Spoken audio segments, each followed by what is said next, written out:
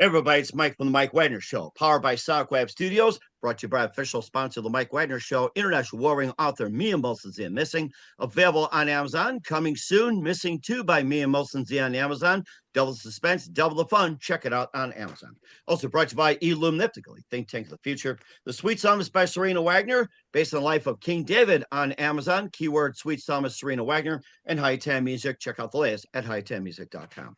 We're here with the amazing award-winning award-winning filmmaker and CEO of Cut to Chase Films with partner Samantha Dudley. Began his career developing an early passion for filmmaking at 15 after receiving his first camera as a Christmas gift, inspired by the original Child's Play directed by Tom Holland, and began his journey as a filmmaker in 2000, directing the six active films and inducted into the Kentucky Motion Picture TV Hall of Fame in 20. We'll talk about that. Plus, we'll be talking about some of his features, Blood on Bleachers, and more. Live, ladies and gentlemen, at Plus Studios, somewhere in beautiful downtown Kentucky, the award-winning filmmaker, CEO of Cut to the Chase, and also with the movie Blood on the Bleachers. And what type of blood's on the bleachers? We'll find out with the amazing, multi-talented Chase Dudley. Chase, good morning, good afternoon, good evening. Thanks for joining us today. Good morning. Thank you. It's amazing to hear all of that. Of course, somebody reading that to you, because as a creator, we don't think about all of what we do, because it's not about what you did, it's about what you do in this industry. And it's pretty nice to realize I did all that. Mm-hmm. And certainly is too. You did a lot of work as well too. You're an award-winning filmmaker, you're CEO of your own company, Cut to Chase, with your partner Samantha Dudley. Began a career at 15 when you got your first camera as a Christmas gift. Mm-hmm. And you also began your journey as a filmmaker in 2000, directing, featuring six films, and inducted into Kentucky Motion Picture TV Hall of Fame with 2 decades of experience and more. And we'll be talking about your new release, Blood on the Bleachers. For getting all that, Chase, tell us how I first got started. Man, when I was a kid, I wasn't one. I mean, like, I did go out and I did things that we were talking about before we started recording, like the playing in the blizzard, the snow, but I was a very much loner growing up, and I was venturing off miles and miles without no cell phone, in the woods, just looking for lizards and snakes. But filmmaking came to me because I've always had a love for cinema growing up. It was something, my mom worked 2 jobs growing up. So we really had very little to no oversight. So I was able to watch whatever I wanted. And I remember watching a lot of horror movies because I have 2 brothers that are 4 years older than me, and they're twins. And yeah, they was always watching the good stuff, and I just got hooked in, and then just watching and consuming movies. Like, I watched movies so many times, I knew the lines, the delivery. So growing up, naturally, I thought I wanted to be an actor. Tried it for a little while. It was almost impossible to get into because, like, in the 90s, there was no platforms. So I didn't even know where and who I would even begin to get started. My parents bought me a camcorder in 1998, and I was so excited. And I took it to school. I always tried to get my friends and people involved, and my cousins, my younger sister, like, hey, I'm going to put you in this scene. So naturally, the universe molded me to start directing, because of course I can't put myself in front of the camera and be behind the camera. So naturally, I really started to be molded as a director. And then I was acting in some of my films, like my earlier work, and then I realized that my film had a problem. When I'm in front of the camera, who's directing me? So it came to one of the first projects where Payday, we got our first investor. It wasn't a lot of money. It was like $15,000. I really wanted to be responsible with this money, and of course I originally had myself starring as Darnell. And just kind of the oversight of, and I'm glad that this taught me the responsibility of having oversight. But as I was kind of prepping my shot list, the storyboards, and all of this, and showing the investor our plans, I realized I haven't even begun to study my lines. Mm. And I was really, really stressed and pressured. And I told Sam, I'm like, I don't think I can do this role. She's like, what? We're shooting in a month. And I'm like, I know. But so I was like, I'm stepping down as an actor and I'm going to just focus on directing. Because I truly, looking back on my earlier work, I seen that there was a huge problem when I was in front of the camera, and I need to have a vision. And I really, that's why I always tell people, I really consider Payday my first film because it was a film solely focused on directing. And I really feel that that's where my vision really started. Um, Hmm. and I'm really glad I made the decision, and I haven't acted in front of the camera since. And then, of course, we went on to do Beast of the Field, which we filmed 90% of outdoors, Hmm. which was a very, very, it sounds good in theory when you're reading the script, but you never know what you're going to get. And we don't have no studio. And ironically, we had a hurricane come through the Carolinas, and this is Oh 2018. no. There was Hurricane a beast Florence. right there. Yeah, exactly. Hurricane Florence. So Amber Dawn Fox, who's an amazing actress that I worked with, she was like, "Hey, I'm gonna come up to Kentucky a week early. Is that okay?" And I'm like, sure. I'm like, I don't have that budget in, but maybe we can work out something. So we did like a GoFundMe and kind of let everybody know the cause, and luckily it helped some. But the hurricane seemed to follow her. So Hurricane Florence in 2018 navigated and made a curveball going to Kentucky, and then it was a tropical storm. I had Gregory Blair coming from LA, and I had people traveling ready, all coming in on this time, and here we're coming with this storm that's going to produce so much rain, and everybody's like, "What are you going to do?" And I'm like, "We're going to film. I have no choice." You got it. Yeah, there's a beast right there. Why not? So, Right. And so I have to tell you, for the amount of rain that we got dumped on us, the movie, I'm surprised it even got finished, but it really hinders. It caused so many issues. But mhm. ironically, it was one of my best sounding movies. So I applaud Nice, Eric nice. Kyra. I applaud Eric Kyra for being in the ring, getting his equipment wet. And I can only imagine he really wanted to kill me. Oh But like we my were goodness. sliding, flipping, falling, because I'm talking about like rain is just like everywhere. And it worked for the environment and the mood and the tone. But as far as the natural, I mean, we couldn't use lighting because, of course, you can't plug lighting or in. So we had no lighting. This was all natural film making, and it's my worst rated film, rightfully so. But I don't think people knew that we really tackled on so many problems. But everybody was so calm for such a very soggy, ugly, um, experience. It was like the people were great, but physically it was brutal. I'm pretty sure people went off weeping somewhere. I'm sitting Mhm. here sliding. I'm over here like that Home Alone 2 when he's Oh yeah, woo! like you take a step, you're gonna slide about 5 or 6 feet against your will. Oh my gosh, that had to be something. Yeah, and of course you also had some other movies, but going back to your days of filmmaking and everything like that, pursuing a career. What was that one exact precise moment that simply influenced you into what you do in the rest of your career? Besides shooting with your friends, being film and all that. What was that one light bulb and said, "This is it." Gotcha. I think you answered that question. I went off to a complete monologue. I apologize. That's okay. It's okay. I mean, that's what it's all about. So it's Right. No. it's on you, not me. So Right. Right. Right. Right. So let me answer that question. The film to me that I think the light bulb went on for me was Jaws. Um, oh yes, I love that movie. Apparently my mother said that's where I learned my first cuss word. I was about maybe 4 or 5 years old and I watched that movie.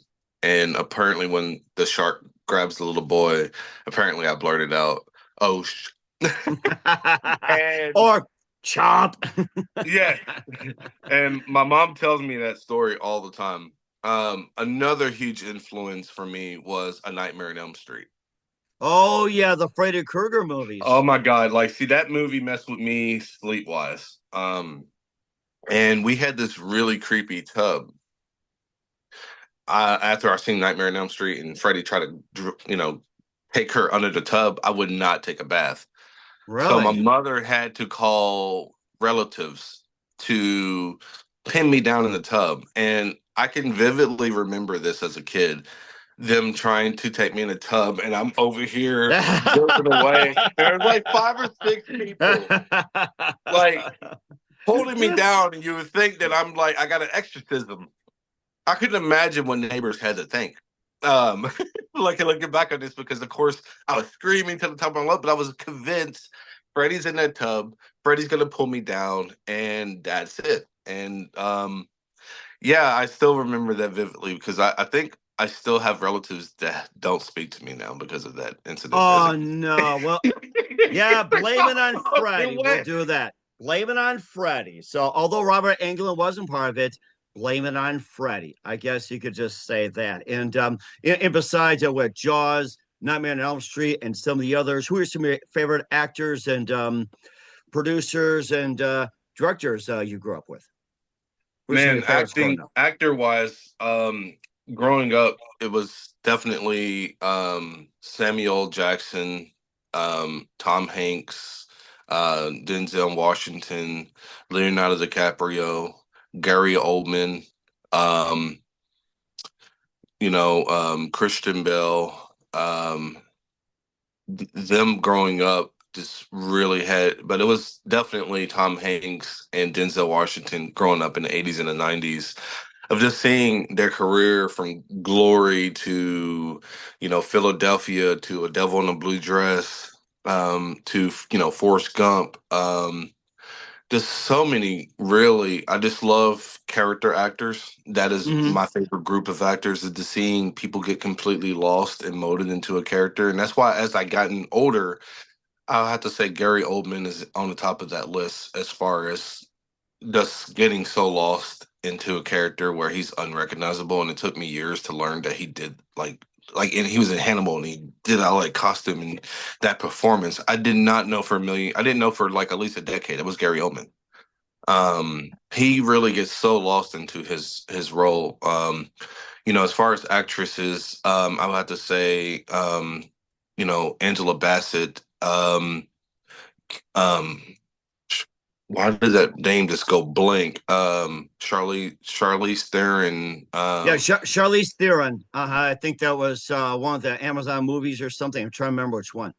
Well, when she did Monster and that transformation, um, that was by far, I think, the best performance. I think another actress that does not get enough credit, Rosamund Pike. She was in Gone Girl, and she's English.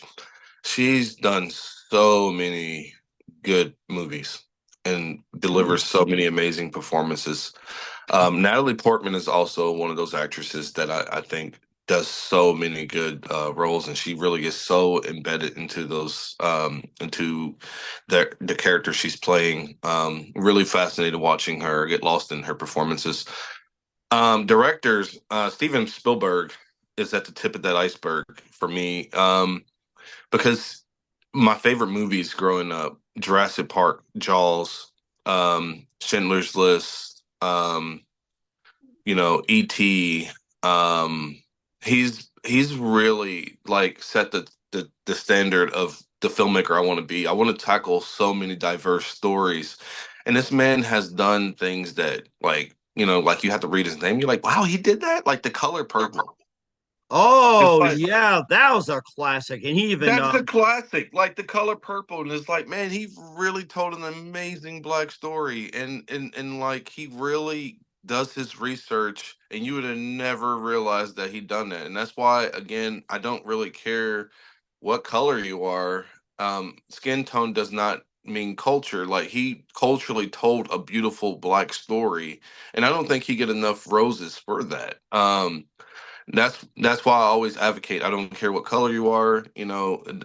You would be surprised of who knows what history. And he really told a magnificent story. And look what that did for Oprah Winfrey. Look what that did for Danny Glover. Look what that did for Whoopi Goldberg. So he done that in the 80s. Could you imagine the studio? Well, you're doing what?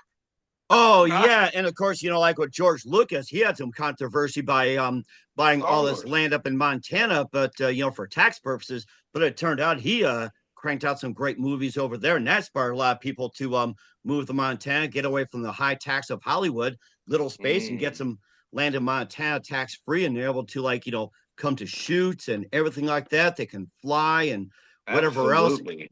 Right. And there's another good one too. You talked about marinating parts. I remember Robert De Niro had one of the best lines. It's like you just don't act the part, you marinate in it. And Married I it. thought that resonated with what you were talking about. Maybe think of Robert De Niro, Al Yeah, Pacino, that method actors, and Jackie thank you. Gleason too, especially. I'm glad you mentioned Rob De Niro because before I have ADHD. I really do. But I really was going to mention Rob De Niro after those because Rob De Niro and Al Pacino they really and I mean like took like Rob De Niro, if you look at Analyze This, Analyze That, Meet the Parents, Casino, Goodfellas, Taxi Driver, he's done Cape Fear. The man has done so many amazing roles, and I would have never thought he would have been funny in like in comedy. And he's done some really amazing comedies in the late '90s and 2000s. um just I love diverse portfolios, and he's done that. So I'm glad you really brought that up because I he was someone I meant to mention. Mhm. It also made me think of too having those legends together with Pacino and De Niro, also Dustin Hoffman. Made me think of The Irishman. I think that was the last true movie we saw Dustin Hoffman having is a all really three good come actor. together. And that movie is so worth the 3 hours. It's like you might as well I plan a night of watching The Irishman. Man, like it took me several times to watch it, but once I finally really sat there, it really I wish it was not as long as 3 hours because I do think, and it's not even a problem that I have a problem with 3 hour movies. There's some 3 hour movies I watched and I'm like, that was 3 hours. I don't think Scorsese lately have really been. I think he's kind of at that point. He's like, I'm gonna put out the movie I want. I don't care. And it's like, don't get me wrong, the man has been working for almost 60 years. Hmm. No one's ever going to question his greatness, but I think I hope this don't sound controversial, but I really truly think he lost his touch Hmm. of Uh, um in the uh, 80s and 90s. I think it's kind of like a been there, done that, everything like that, trying to extend. Of course, you think about the 3 hour movie, it's like those 3 hour movies back in the day, put in intermission with the organ music, da da da, or like the dancing popcorn, the peanuts and soda pop and all that. Or it's just like you can just say, hey, you hit a pause button, you can go, go, go to the bathroom, get something to eat, 15 Yeah, minutes, because take a walk, come the back. So yeah. yeah, Yeah, well, I mean, I like to see it come back. So The Killer of the Flower Moon, like it was good, like mm, really good, but it really could have been about 30 or 40 minutes shorter. And I just, I think that was the reason why Tarantino said I'm only doing 10 films because I think at a certain point, I think you lose that magic, and I think that's what Tarantino's afraid of. But then again, on the flip side of that coin, Clint Eastwood 94 years old, still going strong, and he's still putting out some amazing movies. and still acting like a tough guy too. At 94 years old, Yeah. he'll still I beat the wouldn't mess crap with out of Clint somebody. Eastwood. I Oh would my not god. mess with Clint Eastwood. Who does want to mess No. with him? Believe me, it's like if the right one don't get you, the left one will, and he might put some blood on you, and he'll send Yeah. that to Bleachers. We'll get that more Yeah. with Trust Daily.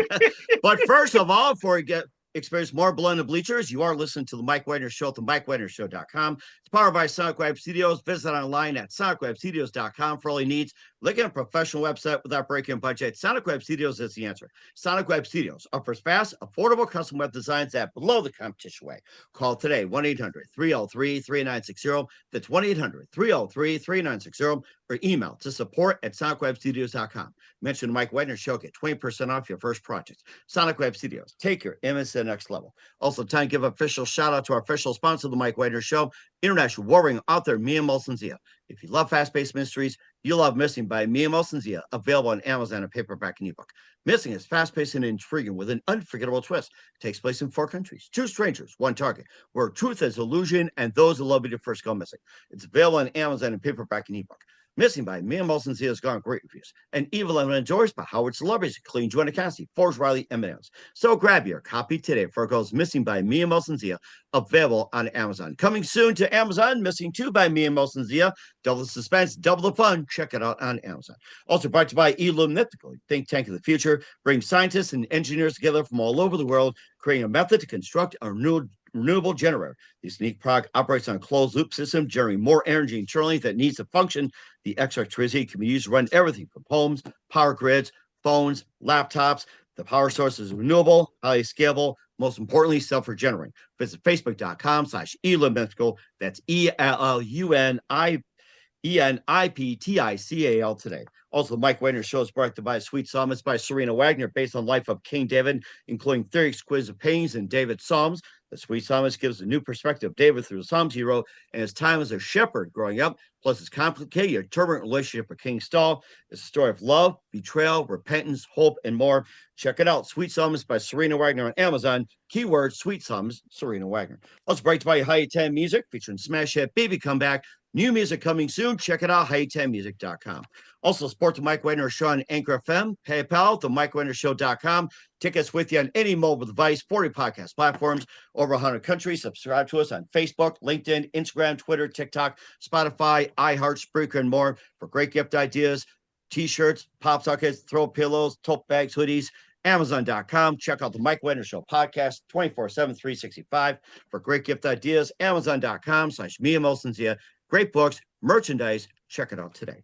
We're here with the amazing award-winning filmmaker, CEO of Cut to Chase Productions, Chase Dudley, here on the Mike Wagner Show. And let's cut to the chase, and let's get to the blood on the bleachers as well, too. And not the blood you see if Tom Brady loses, Patrick Mahomes loses at the last minute or anything like that, or if the Buffalo Bills potentially could lose a 5th Super Bowl. The Lions may not make the playoffs, having a great record. Tell us more about that, Phil. Blood in the Bleachers is the very, very fun, slasher. I look back, as much as I mentioned horror, it really influenced me. I've realized I've never quite done a slasher movie, and it kind of pissed me off because I love slashers. That's a really neat concept. Like, who does a slasher movie about being in the stands? Who does that? Right, unless you're in Oakland or something. So I'm right. Well, see, here's the thing. The 90s era of slashers was my favorite era. Like Wes Craven, huge influence on my particular style growing up. Of course, I mentioned The Nightmare on Elm Street, but my very favorite slasher film, Scream. My favorite movie, like, that made me like super obsessive. I couldn't even tell you how many times I watched that movie. And I think, really, honestly, my mother thought I was going to turn into a serial killer. I really think she thought that. Because, when Scream came out, it also was close around to Columbine and all of those school shootings. And I was really writing a lot of stories in school. And I remember me in and out of the principal's office because I thought I was going to shoot up the school or and my mother was very defensive of, no, he just really loves movies. And I remember I almost got expelled. And I remember my parents going back and forth. And I really hate that I put that stress on my parents growing up. But it was just the love of movies. I had no intention of really hurting anybody. But it was just, of course, when I was writing stories, I don't think mentally I realized that when I was using class, um, or school friends and stuff like that, and teachers and stuff like that, and write them in the stories, I can see why they thought that I was crazy. Oh, Um, okay, just within that time, like with Columbine, I think with fast mm, forward to 2010, Sandy Hook, and I think there was also the ones in Texas, and I think there's probably mhm. quite a few others around that time. I think started with Columbine, kind of snowballed it. Yeah. So I can see, like, now looking back on it, reflecting, I can see why they thought what they thought. But it was just really, I was very inspired by Scream, I Know What You Did Last Summer, Urban Legend, and of course, so when I was decided I was going to do my slasher film, I was like, okay, everybody clearly have given a flavor of love to the '80s era. I wanted mine to be a flavor of love and my love letter to Wes Craven and a lot of the impact of the '90s horror, because the '90s really had a big influence on me growing up. So I worked with Bob Gunner, who just recently passed away. Rest in peace, Bob.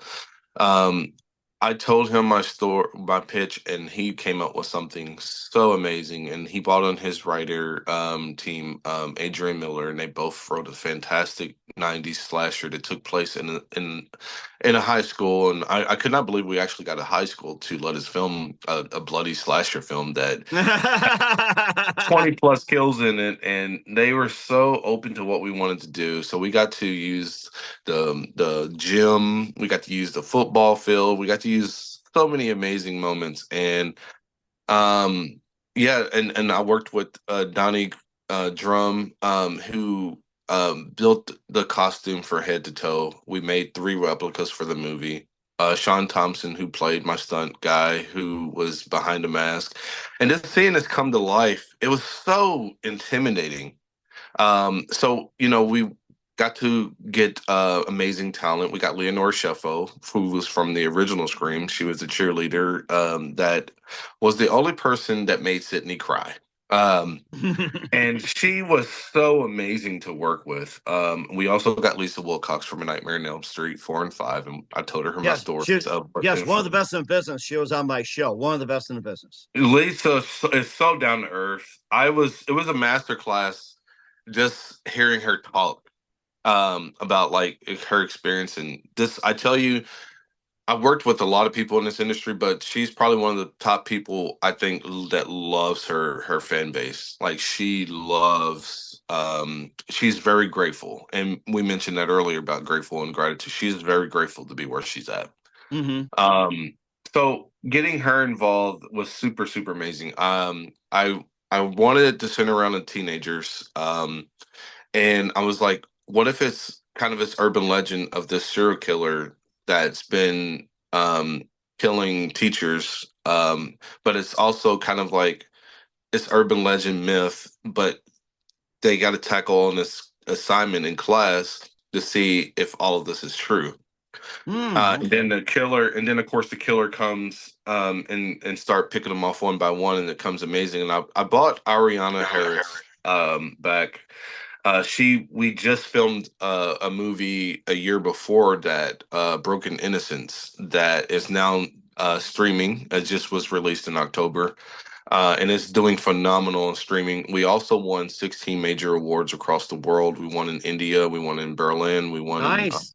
the UK. And this is a film that is a thriller, and it deals with sexual abuse in the household, but we kind of wanted to more go on a psychological aspect of that movie. We did not show any of the abuse. It's kind of more is left to the imagination, because I feel the mental health side of these kind of thrillers are Hmm. kind of neglected, and we kind of wanted to expand on that and kind of show like a new angle.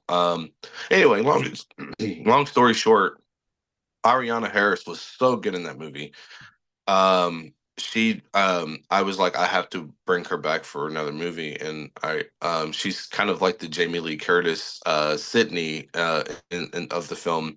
She's the one that's kind of putting together all of this to see if all of this is true. And she's kind of the Velma of the group of Right. Uh-huh. these kids. and she plays such a unique character. And then, of course, uh, so it's movie really it has a lot of gore and a lot of elements of suspense, and it was such a fun movie. It was the funnest movie shoot I've ever been on, Blood in the Bleachers, and of course we brought in some amazing talent: Houston Buckley, Leonard Peterson, Chloe Lutz, Holly Anspall. Man, it was such a big cast. I'm not gonna lie. It was a very overwhelming experience because it was like we had like 60 people in this movie, and it's not even Oh including my the background, goodness. not even Wow. including the background actors, the prom scene. We had, I mean, it was so many people to keep up with. It was so weird. But it was like a good weird. It really truly felt like a Hollywood set of just seeing so many people working and doing things. I remember seeing my wife, managing all of these people, and I remember we were kind of stressed about the prom scene because we had so many things because we did an Indiegogo campaign, Hmm. and our Indiegogo manager, Abel Berry, thank you so much for everything you have done. We raised over $100,000 for this project. Oh my goodness. Wow. So imagine, That's enough to fill the bleachers right there. right? So imagine us raising, because Indiegogo is a lot of work. It's like a lot, because so many Indiegogos fail because I think a lot of people don't realize that how much work goes into it. It's a full-time job in itself. Right. So Hmm. Abel Berry is giving us all of these, amazing tips on how to raise money and raising six figures. And imagine so much script changes because all of these perks you have to implement in your script, so the script constantly changed, Hmm. and I felt like a true Hollywood set where you're on set and you have writers writing a new scene. Right. It's So like crazy. every single time, change this, change that, change this, change that, everything like that. So, and of course, there was a lot of work involved as well, too. And what else has come up with Chase Dudley besides Blood and Bleachers? We'll find out just 1 minute. You listen to the Mike Wagner Show at the MikeWagnerShow.com, powered by SoundWeb Studios, brought to you by official sponsor of the Mike Wagner Show, international warring author Mia Moses Missing. Also brought to you by Illuminatically, think tank of the future. The Sweet Psalms by Serena Wagner, based on the life of King David on Amazon and High 10 Music. Check out the list at high10music.com. We'll be back to the multi-talented award-winning Chase Dudley of Blood on the Bleachers after this time out. We're back with multi-talented Chase Dudley of Blood on the Bleachers here on the Mike Wagner Show. And a lot of work got involved with Blood on the Bleachers and maybe just a few more things. And all that pretty much got you into the Kentucky Motion Picture TV Hall of Fame. So that Yeah. was worth it right there. Well, that's a funny story because my wife is running up the stairs. What am I supposed to think when she's running into the room? I think Mm-hmm. something really just crazy happened. I'm like, who died? Because that's where my mind went. And she's like, oh my God, honey, I just got this email. You're inducted in the Kentucky Motion Picture Hall of Fame. She got tears running down her face. I just bust out laughing. It was like the J.K. Simmons in Spider-Man. And I'm like, honey, somebody's trolling you. Oh, yeah. Clearly, my movies, nobody's know who I am. Um, no, I mean, that was seriously what I thought. And she's like, no, honey, this is legit. And she's showing me. And I'm looking, I'm like, let me see this. Okay. Dang. So I call the guy. I'm like, okay, you're funny. You're very funny. And he's like, no, Chase, we've been trying to get a hold of you for the last 6 months. And we having this event in 2020. You get to meet the governor. You have your own holiday. You're going to have a walk of fame in Lexington. And yeah, and Jim Varn from Ernest Goes to Jail. Vin, Vin Morale, who is an amazing, amazing filmmaker, who's done, like, he's been around the world. Like, I'm trying to figure out how my name get into the conversation of these amazing filmmakers. And but no, it was legit. I got to meet everybody. I got my certificate. I am very grateful because there are so many talented filmmakers in the state of Kentucky. I Mhm. felt that have done more than me. I don't know how my name got in. Um, I don't know how my name got involved, but it's kind of I nicknamed myself the token black guy because I don't know. Like, I mean, I try not to undermine because yes, me and my wife we worked very hard, but I don't think of myself as someone who should be there. I'm grateful to be there, but I'm it's still very hard for me to accept that, because it's a lot of talented people. Hmm. And certainly indeed as well too. And where can we find Blood on the Bleachers and all he works at, Chase? Well, Blood in the Bleachers is still in post production. We are fine combing the VFX. It will be released sometime next summer. My most recent project that's released is Broken Innocence, and that is a psychological thriller. 16 major awards, and you can find that on Tubi. You can find that on Google Play, YouTube Movies. It is also on Folsom, um, and Amazon Prime. It's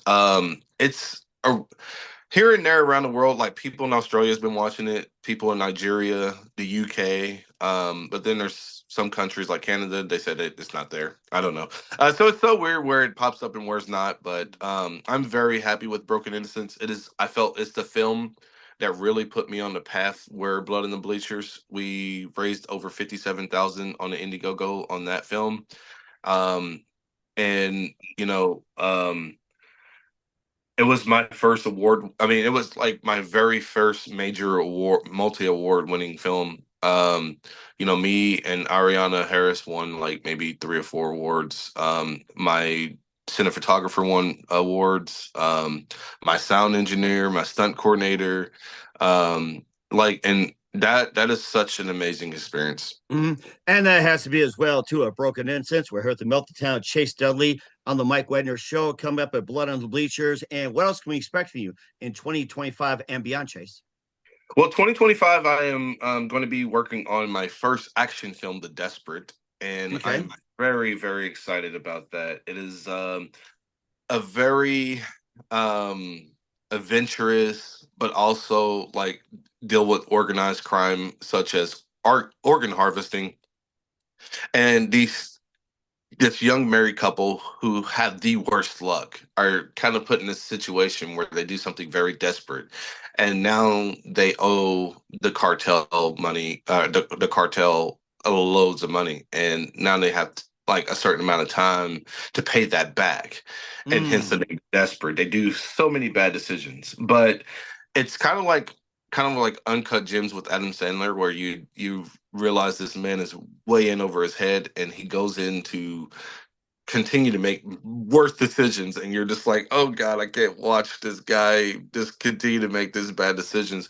Well, with the Desperate, it's a couple, and you're just like, oh god, stop the bad decisions. Uh, Exactly. Yes. and I think it's relatable because look at the times we are seeing some of the worst times in human history of how expensive everything is. People are struggling so behind on bills. So I can imagine this happens more often than not. Hmm. And certainly did as well too. And of course, a couple of things, Chase. Who do you consider biggest influence in your career?